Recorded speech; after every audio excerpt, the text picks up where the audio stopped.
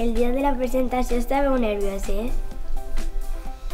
Jo sí, jo estava molt nerviosa, però quan estàvem els meus amics de Sevilla i de Madrid anaven calmant-me, però en seguida que vaig sentir la música ja em vaig ficar nerviosa i ma mare me va tindre que donar una tira perquè si no... Jo també estava molt nerviosa, però també era un nerviós de emocions juntes que no sabia jo el que anava a passar en la presentació o com fer. I després d'allí? Allí estava un poc més tranquil·leta, però quan va arribar l'hora de sentar-me ahí darrere per eixir, ja me vaig posar molt nerviosa a tremolar, no podia parlar quasi.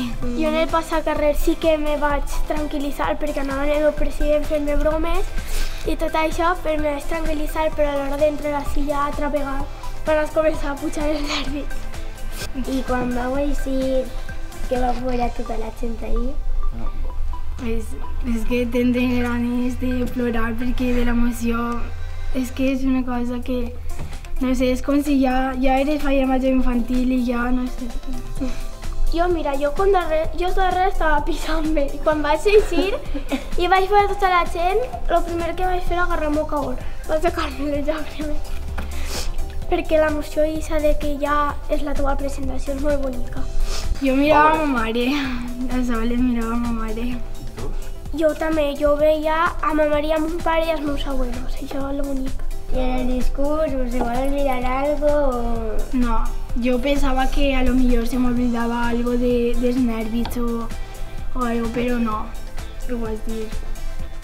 Jo no sé si se m'ha olvidat o què, però perquè jo no m'havia preparat res, jo en aquest moment vaig dir el que sentia jo. I quan us vau col·locar la banda, quina sensació tenia? Pues que ja, com si tu ja sigueres, pues això, ja eres falla major infantil i ja... Jo vaig sentir molta alegria perquè jo des de ben menuda volia ser fallera major i en el moment que m'arribi m'ha ficat la banda jo me vaig sentir, no sé, molt alegre.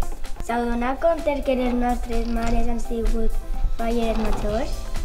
Sí, perquè a mi ma mare m'ha donat molts consells per no ficar-me nerviosa i per disfrutar al màxim perquè com ella va viure el mateix, pues...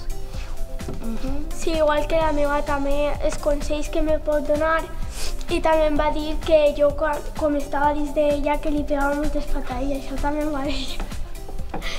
Estàveu a punt d'eixir per a no estar tan nerviosa, us va dir alguna anècdota o algo per a tranquil·litzar-vos i per a fer-vos riure? Més que per a tranquil·litzar-me era per posar-me nerviosa encara perquè estava jo ahí sentada ahí darrere i Maria estava amb mi i no sé si tenia set o algo, me donava aigua, però Javi Basterra, quan va començar a sonar la música, va començar a dir-me ai mare, que ja està ahí.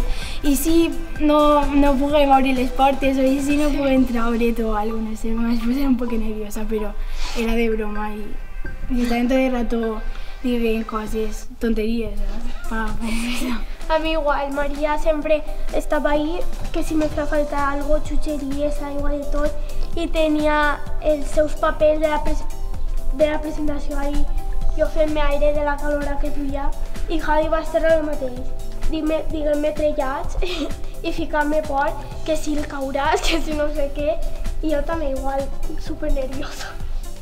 Què m'aconsellaríeu per a les falles?